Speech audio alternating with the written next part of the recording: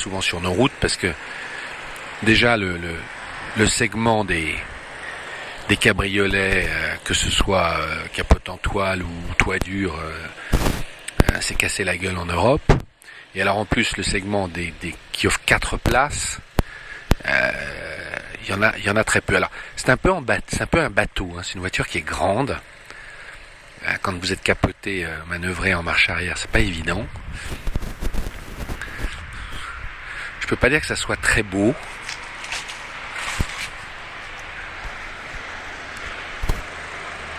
Mais, vous voyez, il y a même le petit bras qui s'avance, clin d'œil à Mercedes. Mais bon, il y a... Vous voyez, on a quand même l'impression que...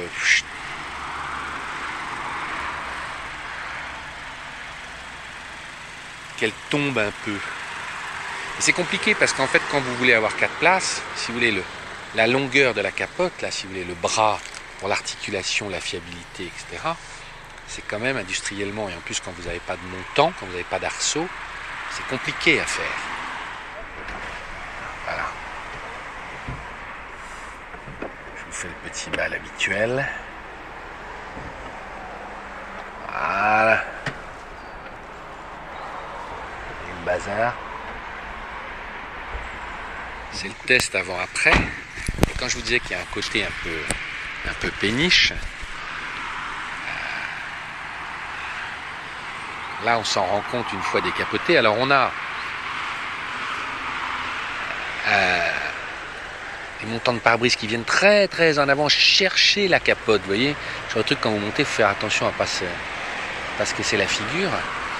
Et derrière, en reculant un peu les fauteuils, on a même de quoi mettre un siège bébé. Ma fille a 5 ans, ça va à peu près. Il faut avancer le siège de devant.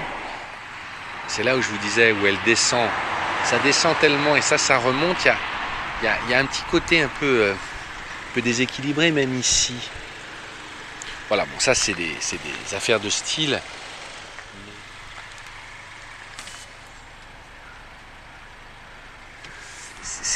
Les autos, c'est que des détails, surtout quand vous les avez un week-end. Vous voyez, par exemple, les compteurs, les chiffres sont trop rapprochés. C'est trop serré, ça c'est trop petit. Et ça c'est trop rouge la nuit. Chez Opel et sur cette voiture en particulier, j'ai souvent envie de dire simplifiez, quoi. Faites plus simple. Faites plus simple dans les tableaux de bord. Alors ils l'ont entendu parce que je sais que la nouvelle Astra, ils ont déjà enlevé des boutons, c'est la norme mondiale. Il y a tellement de fonctions qu'il faut. On a trop de choses maintenant dans les voitures. Mais eux, de façon plus générale, c'est sur beaucoup de choses. Je trouve que c'est parfois un peu trop chichiteux, quoi. Voilà, c'est pas facile. Opel, c'est une marque qui est très puissante en Europe. On l'a souvent dit, hein, sur POA. Patrice Vergès, qui connaît bien la marque, dit souvent elle est mal aimée en France. Il y a un problème de blason. Ils le savent chez Opel. Et Dieu sait si l'image de marque aujourd'hui sur une automobile c'est très important. Les gens qui pensent le contraire ont tort. Même Dacia, c'est une image. C'est une image de dire je ne mets pas tout mon pognon dans une voiture. Et ça, c'est un point de vue qui est fort aujourd'hui. Le plus dur, c'est toujours la même chose, c'est pour les généralistes d'exister coincés, hein, on connaît, entre ceux du bas et ceux du haut. Alors, chacun cherche sa formule du meilleur rapport qualité-prix, c'est vraiment de ça dont il s'agit. Et Opel, pour les Français, a toujours finalement été un peu écrabouillé entre la puissance de Volkswagen, qui est la marque allemande, c'est pas Opel, hein.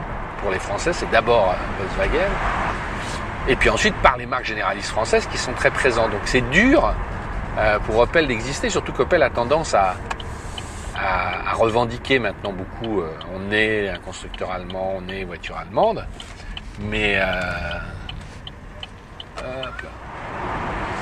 alors à ma grande surprise, cette voiture est confortable, elle est bien suspendue, il y a un bon équilibre. Je dis à ma grande surprise que j'ai conduit souvent quelques Opel que je trouvais trop raides, tant dans l'assise des fauteuils que des réglages de suspension, notamment sur les Zafira. Je trouve que c'est pas normal sur des voitures. J'ai même conduit l'Insignia que je trouvais trop raide, mais ça c'est mes goûts. Alors que là, il y a un compromis plutôt juste en termes de... Il y a un compromis assez juste. Regardez comme c'est beau. Mais regardez comme c'est beau. Je ne peux pas vous offrir mieux. Je ne sais pas si je vais filmer, mais je montre que même décapoté, on peut mettre des bagages. Il y a une autre valise là en dessous. Vous voyez pas. Il y a des manteaux. Donc c'est quand même... Voilà, c'est quand même... Voilà, c'était une petite évocation de cette Opel Cascada. Souvent les gens, parfois me disent, mais c'est pas un essai. Quand je me fais prêter les autos comme ça, c'est-à-dire dans la vie normale, j'ai pas toujours le temps de faire tout ce que je voudrais. Donc je trouve ça intéressant de vous donner des petites paillettes comme ça. Qui vont vous donner envie d'en savoir plus sur cette voiture sans forcément que ce soit un essai complet. Et même les enfants adorent. Tu aimes bien Paloma? Quoi? Tu aimes bien?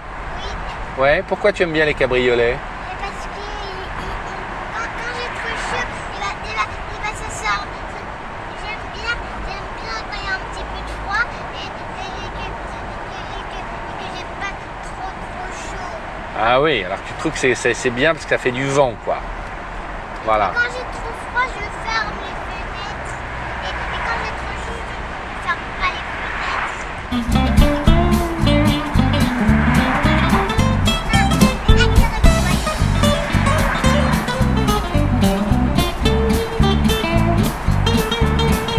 On peut pas y aller comme ça.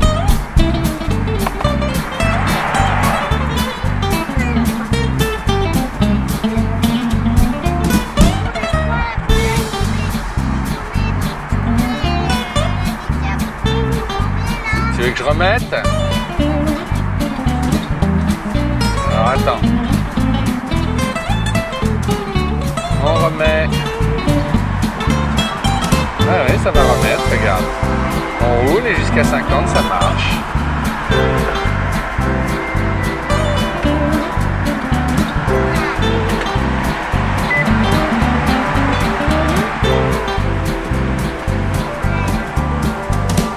Et voilà. C'est refermé.